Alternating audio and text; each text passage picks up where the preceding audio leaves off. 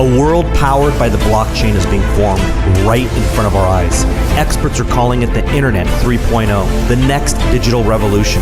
It's leaving many investors and even institutions looking for a path to take an early position in this massive opportunity. Bitcoin, Ethereum, Ripple, Dash, it's all speculation at this point. But what is certain is that the most profitable businesses for cryptocurrency and the blockchain is in the actual creation of these coins. This is why some of the top early adopters of Bitcoin, blockchain miners, fund managers, and even billionaires have come together to create a new vehicle to invest in the blockchain core itself. Get immediate access to this new company by going to futuremoneytrends.com/Bitcoin. Greetings and thank you for joining us at futuremoneytrends.com.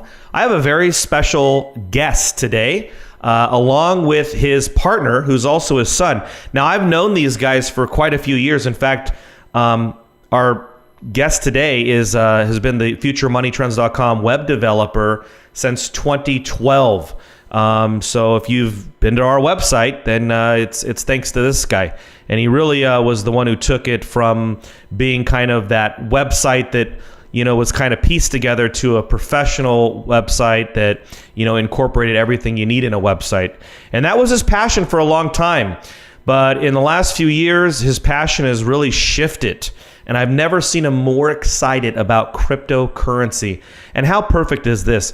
This is someone who knows software, who's now investing in these cryptocurrencies. And he also has suggestions on altcoins and different trading ideas. So we're going to have a great interview with the guys at cryptocoingrowth.com, who also host a chat, crypto chat, on their YouTube channel. But if you just go to cryptocoingrowth.com, you can subscribe and you can also see some of their educational videos that they have already.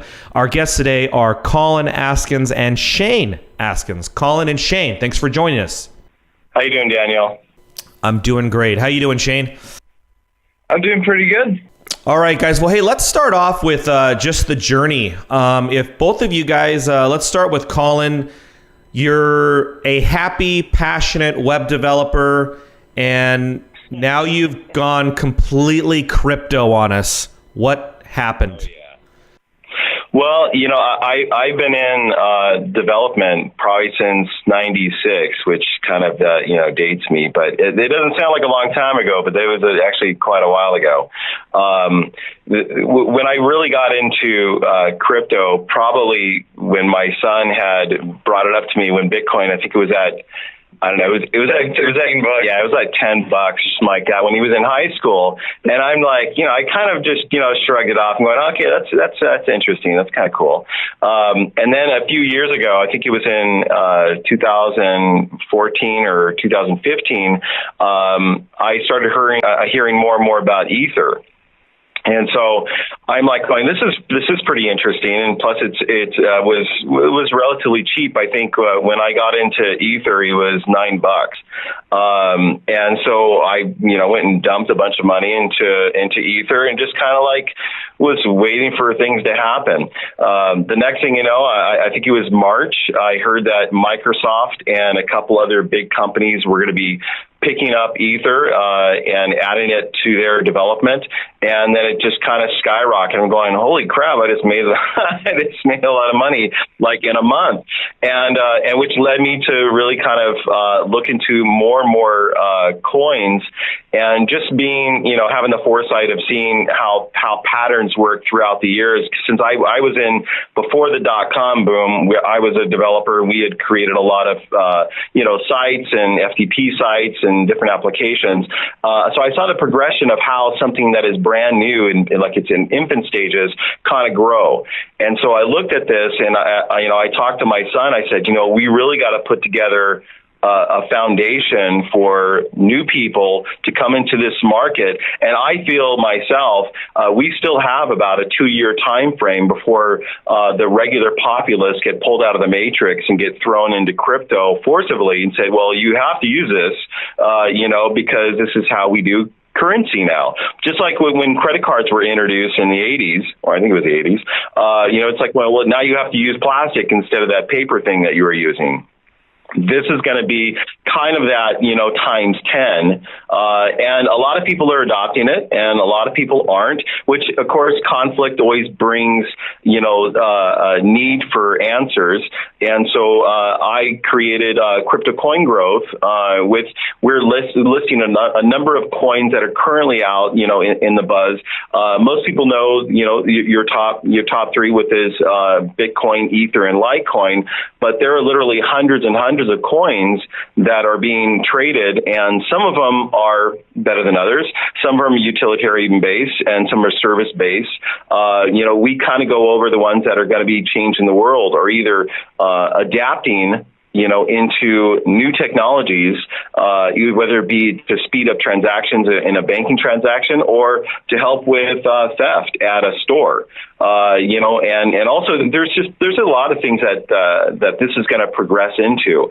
That's why I'm pretty excited, because again, it's one of those things to where you can be part and just watch something grow. It's like watching a little, plant sprout out of the ground for the first time. And you're just like going, oh my God, there it is. Like all the work you just put into it, and it's starting to happen.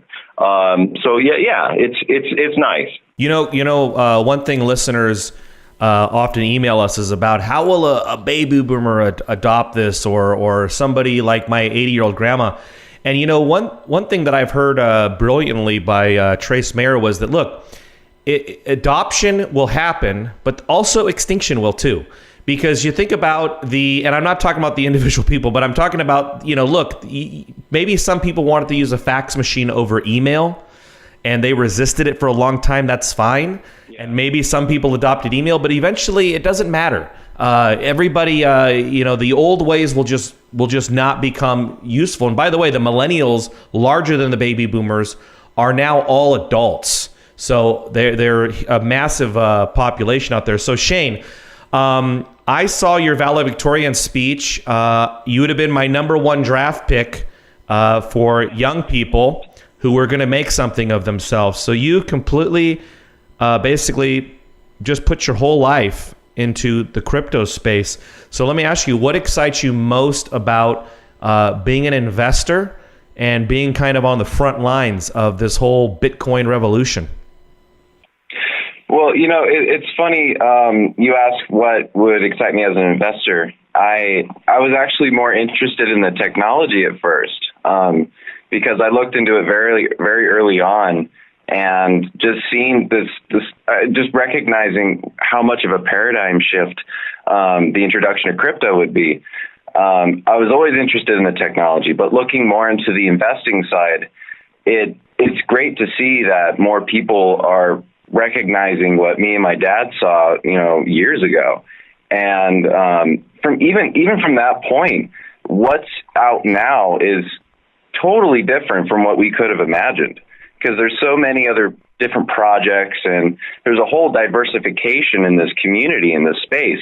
And that's what it is. There's more of a development of a community that you can look at and see there's actual value here. This is something that really has investment potential and is shown. Okay, guys, with CryptoCoinGrowth.com, I know you guys have now traveled to many parts of the world, and I know you have plans for 2018 as well. What is your goal with CryptoCoinGrowth.com? Well, you know what? Let me tell you, it's funny because my whole goal when we first started this is just to educate and give information, because without that information, you're all left up to speculation, and that just hurts an industry. I saw what happened when I first started to go out and try to tell people about websites. They turned the blind eye to me and said, "No, it's all a bunch of hackers and bloggers out there. It's not for me." And it blows me away, because looking back, you're like going, how could even someone think of that? So a lot of people are thinking the same things right now, and the first couple things that come out of their mouth is, I'm scared. And so I thought it'd be really, a service to the community because I'm in a position where I can. I want to be able to educate and sort of provide that warm, fuzzy, feeling that some people are going to need to kind of merge into this space. When we go to expos and conferences, we find people that are there, either they're starting or they're established in the community, and we do interviews with them and post them on our site. And they've asked us, are you going to charge us for this? Going, no, we actually don't charge in any aspect of our business. We do this for the community. We help out the ICOs. We help out the current services that are out there because it's only going to help build the community. And we just have to be fortunate enough to where, especially me and my son, to where we can go do that kind of stuff. And you can see a lot of our interviews from the last expo that we went to up in Santa Clara, and everyone is just, happy as pie that we get to be able to, do these interviews because a lot of them, it's funny, a lot of them are developers and they have no PR, background to them. So you go on, it's crazy because we go on to their social media and it's like they have 12 followers or something like that. And I'm just like, oh my God, I said, we need to help you out. We're going to blast you out to as many people as possible because more and more people need to know about this so they can feel comfortable with it. You mentioned someone that may be old. My dad is 85 years old and he loves this stuff. I have him set up with his own Coinbase account. So he of course he uses different vernacular than I do. He's like, hey, the Bitcoins are doing good today. I'm like, okay, I get it. It's fine. But a lot of people that I helped kind of introduce themselves into the crypto world, they see the potential. And, my brother, who's also, mid-year last year, I really kind of pushed him towards doing this, kind of with me and investing. 2 weeks ago, he just gave his notice at his company, and he was making almost $200,000 a year. And but he felt like this is something that he really wants to get into because it has a ton of potential, not only currently but also for his family. Yeah, and I really do feel like the smartest people are pushing this space. And just like you're saying, you're doing this free, this education, you just want to support the community. I remember my first Bitcoin conference in 2012. There were people doing Bitcoin meetups in Las Vegas, and it was such passion. The space has grown quite a bit. Shane, where do you see the space in 2018? So 2014, 15, it kind of just lingered there. There was all of you pioneers out there building, and then of course 2017, we had a mania for the last 6 months. How do you see it shaping up to 2018? Do you see us building up some consolidation? Do you see further awareness happening for the crypto and further adoption? I do see that awareness aspect branching out in 2018.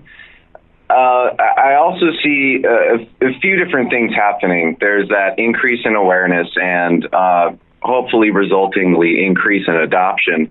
But alongside that increases in awareness and adoption will lead to those other people, like say regulations and things like that, jumping on board, and they're like, hey, people are jumping in on this. We need to either control it or define how we're going to treat it. And I feel like 2018, along with tremendous growth. I mean, in 2017, like you said, it was crazy mania. The years before it, we wouldn't have seen anything like that, but dormant. Yeah.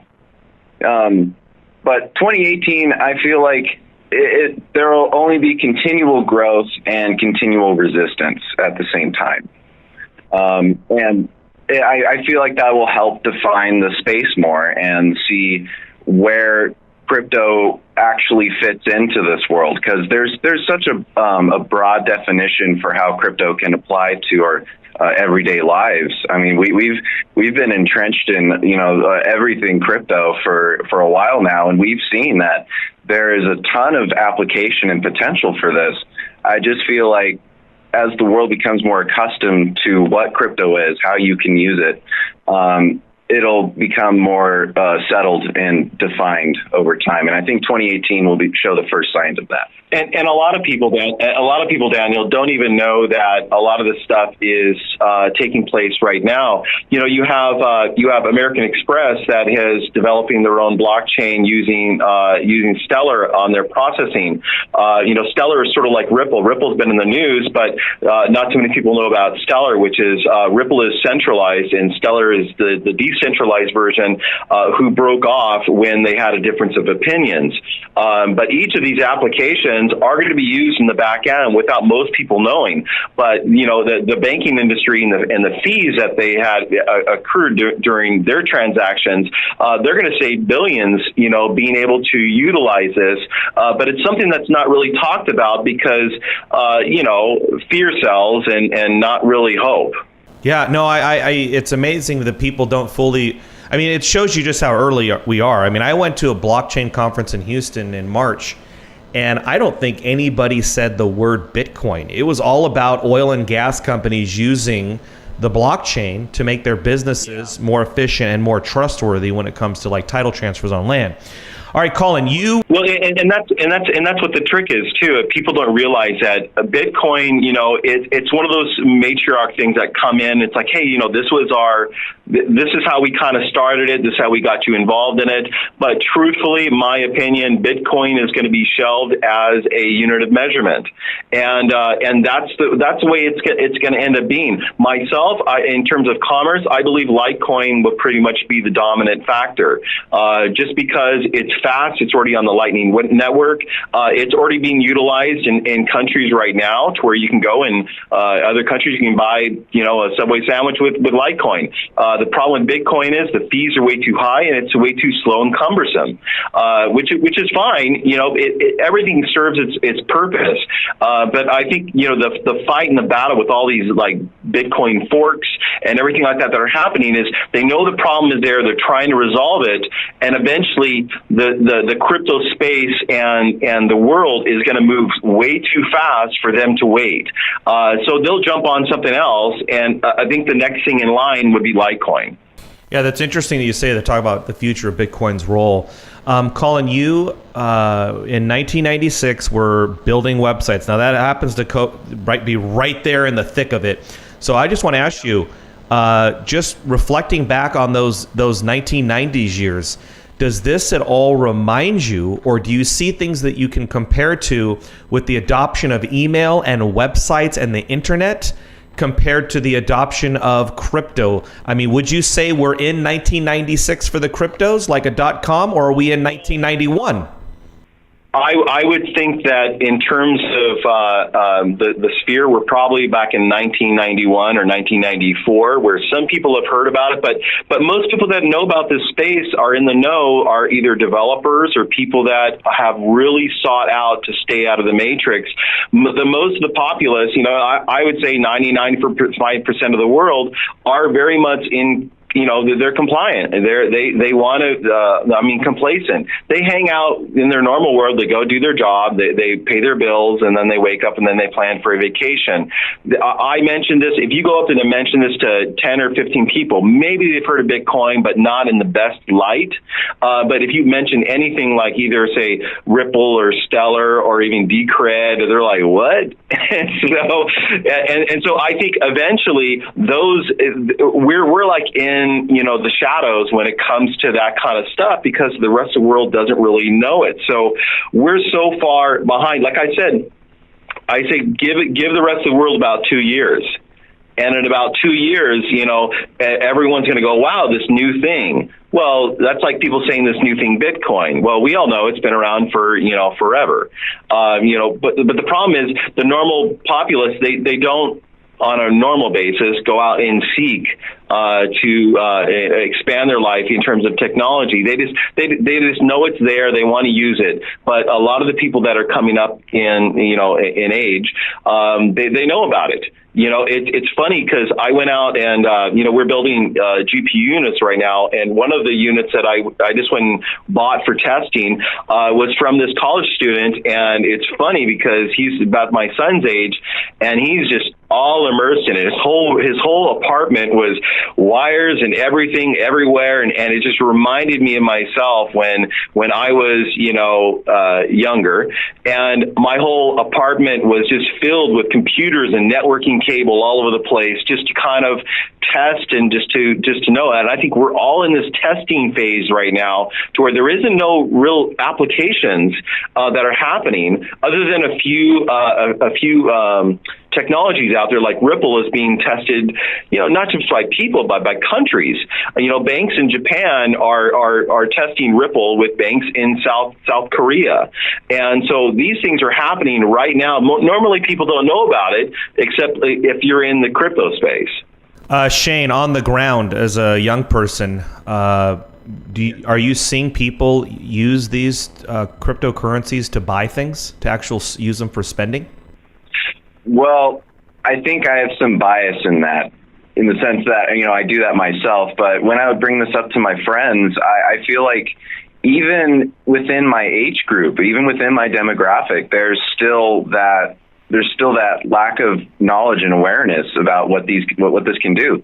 I was just talking to a friend over like Messenger or something, and I brought up what I've been doing since I've been out of school, and I'm like, have you heard of Bitcoin? Because that's just sort of like the best segue into anything crypto. But even getting past that point can be a bit of an issue. Then she's like, yeah, I heard about that Bitcoin. Is it like a website or something? I heard like the government wanted to shut it down. And then I'm like, oh boy. There's still time needed to get the people that want to get up to speed.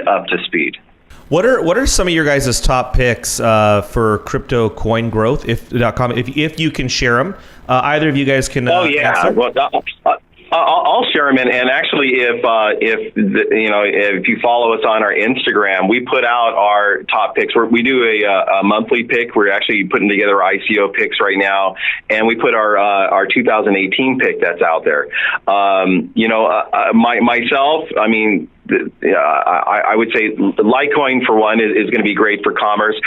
Neo, which has taken off like crazy. It's China's Ether.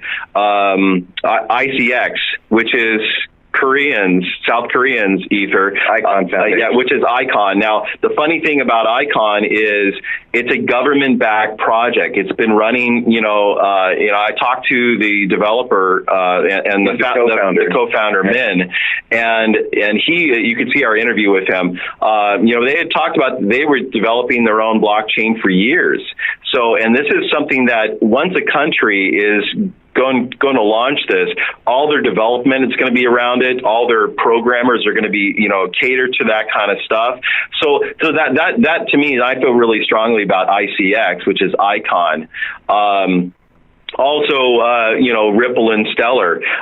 Ripple is it's kind of got a little bit of notoriety right now in the news. But I've been holding Ripple for over a year before it was, when it was under a penny, and also Stellar too, and both of them had different applications, and both of them are going to have different types of uses, and people are going to play favorites too, because one is centralized, one is decentralized. So there's kind of like even the crypto world, kind of turns their nose up, at stuff like that. But you can't really dispute it if it's serving a purpose. And the funny thing is, if you look at the history of Ripple, it's actually been around longer than blockchain has been, because it was being developed to solve a problem with banks. That problem was still there. And the problem had still been there. So they adopted into blockchain saying, hey, this is going to enhance us. So that I feel is just it's going to go to a certain point and then become kind of commonality. What about you, Shane? What's for you? Well, I agree with my dad's picks, definitely, and I think I want to throw some of mine in there too. I feel like the IoT world would really benefit from not just the current blockchain implementations out there, but from a whole slew of new, I guess I would call them species. So IOTA would be one, and with that, it doesn't implement blockchain directly, but I think that's one of its greatest strengths. And as it picks up more of a user base, it'll be able to grow with that. There's not that scalability issue. And I would also say EOS or EOS, depending on how you pronounce it, that's really going to take off too, along with Cardano.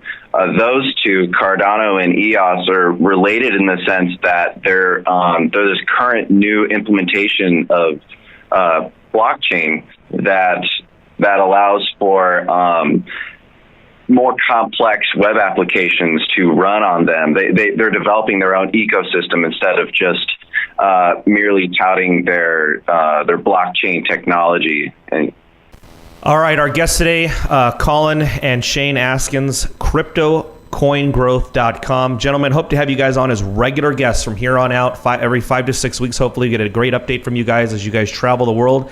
I am going to Bitcoin conference in Miami this week. I would love to try to get you on if we can, maybe next week or in the next 10 days here, because I'm sure I'll be getting a lot of information. I'd love to bounce it off of you guys if that'll work. No, that's great, Daniel. We'd appreciate that. All right, guys. Everybody check out CryptoCoinGrowth.com, and you can also sign up and subscribe to their many social networking sites. They just told you Instagram is where you can get some new pics, and you can also give them your email. And if you go to their website, you can also see their videos for their crypto chats. You guys have a great day. Thanks for joining us at FutureMoneyTrends.com. all right, thank you, Daniel.